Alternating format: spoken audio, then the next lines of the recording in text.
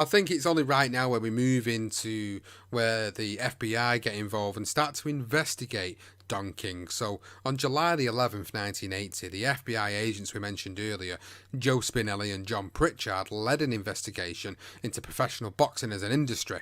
Holmes' former trainer, Rich Giachetti, turned over 5 tape recordings he had secretly made on his own accord of telephone conversations he had had with Don King and one with Larry Holmes. Now, Giachetti had made the tapes to safeguard himself against King, just in case the two had a falling out. One of the tapes was a recording of King telling Giachetti that he had met with a mobster who had been sent by a rival promoter, and King said, "They put the mob on me. What he had hoped was that I would start mouthing off and yelling at this guy, but I was too smart. I knew if I did that, I would end up in the fucking lake. So I told this guy who I was with, and he said, 'Oh, okay, I understand.'" Now, on May the 15th, 1981, an FBI informant told Spinelli that he had found out from King that he was planning to go to Philadelphia and meet one of King's mob friends, Frankie Flowers de Alfonso, to discuss the killing of Giachetti. Then on June the 3rd, Spinelli got Harold Smith to do some undercover work for him in the hopes of getting a lighter sentence for his Wells Fargo bank fraud. He arranged for Smith to call Giachetti and record their conversation. Giachetti was recorded as saying, "That fucking King, he sent a hitman to Las Vegas to tell me to lay off him," because he basically made them tapes of King, of course. Now, he later claimed in the same call that King pays off Jose Sullivan and journalists. Giachetti then confirmed the story of the visit from a New York gangster to Mike Marley of the New York Post on August the 8th, 1981, saying, "I am fearful for my life. This guy said King told him I put a contract out on King." That story was eventually published. Yeah, it's a bit of a to and fro between these two. Obviously, both affiliated with the Cleveland mob early in their lives, just sending hitmans to each other. Obviously, nothing come of it. No one actually hit. Clearly, just sort of flexing their muscles, I believe. I think that's what it was. Now, Spinelli then handed Holmes a grand jury summons and tried to talk him into cooperating with the investigation. Holmes reluctantly declined to say a bad word in court against King, but told Spinelli at his home, "King's got a lot of bad friends. I've got to make a living. I have a family. I'm scared for my family. I've got to be careful. He can hurt me." This is Larry Holmes saying this to Don King. It's crazy. After the Giachetti tapes were played in front of a grand jury in the Southern District, Holmes and King actually fired him the next day. Another fighter that Spinelli tried to summon to court was Sol Manby, who described how King skimmed his purses. He also got Cole King as his manager, or forced him onto him as his manager. Although his interview was taped, Manby did lie under oath, but he was never arrested for perjury. Jack Newfield once again interviewed Manby over a decade later, and he explained why he never snitched on King. And he said, "I couldn't do it. I was still fighting. I needed to keep working, so I didn't tell the grand jury anything." Why was he scared? Well, in 1982, Spinelli began getting information, or FBI informants and surveillance reports, of King having dinners in public with some of the most leading gangsters of New York. On September 14, King dined with John Gotti of the Gambino family in Little Italy. On September 29, King had dinner with the Genovese capo, Matty the Horse Ielano, and 2 other mobsters of his crew. And on December 6th, King dined with both Gotti and Ielano at Abe's Steakhouse.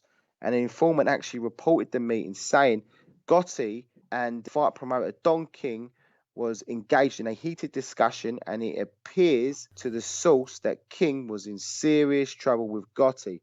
Gotti later told a friend that he had slapped King during this meeting because King was not paying his debts that he owed him on time. Now, the informant's report added that source advised that Ayanello was heard to say, "That guy's got to be taught a lesson and John will take care of it." So 10 years later, on July the 8th, 1992, King was questioned in an executive session by a Senate subcommittee looking into boxing.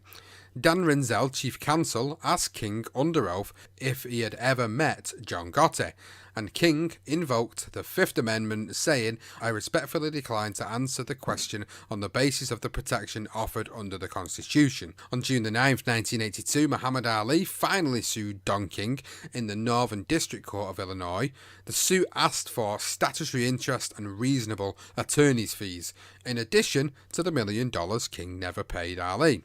Don King was, at this point, still in fear for his life following an incident that occurred in December 1981. While in the Bahamas, trying to prevent the Ali-Trevor Berbick fight by showing a supposed valid contract with Berbick, and he wanted $100,000 from the promoter, James Cornelius. That night, Cornelius and 4 other men, all Muslims, came into King's room at the Bahamas Princess Hotel and basically bashed the living shit out of him, breaking his nose and knocking out some of his teeth.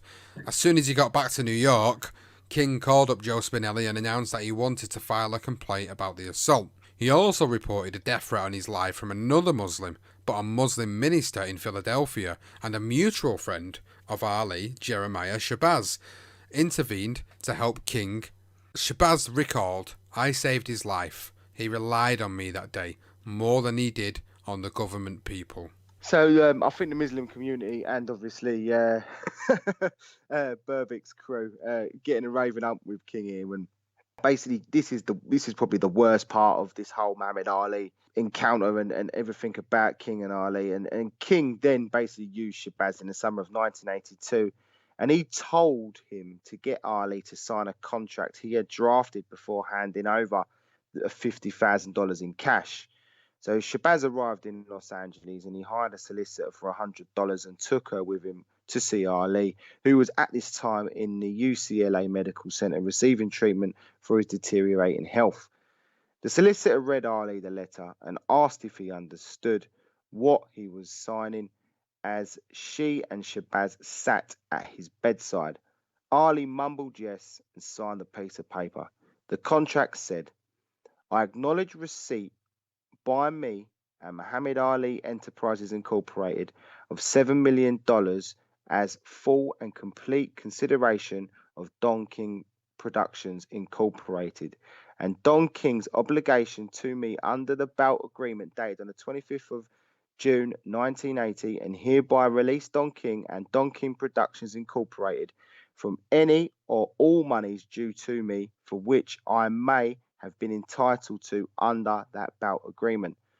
The letter Ali signed basically had squashed the lawsuit, but it also stipulated in the last paragraph saying, "I further agree that you shall have the exclusive first right to refusal to promote any or all of my bouts referred to the above subject in the terms and conditions agreed upon my manager, Jabir Muhammad." And Shabazz said, after some years after, "I regret what I did. I got used." When Ali told his lawyer and friend, who actually pursued the lawsuit for Ali because obviously he wasn't well and he wanted to get his $1 million, Michael Fina, he basically told him he signed the contract which released that claim, and he said he sat in his office and cried.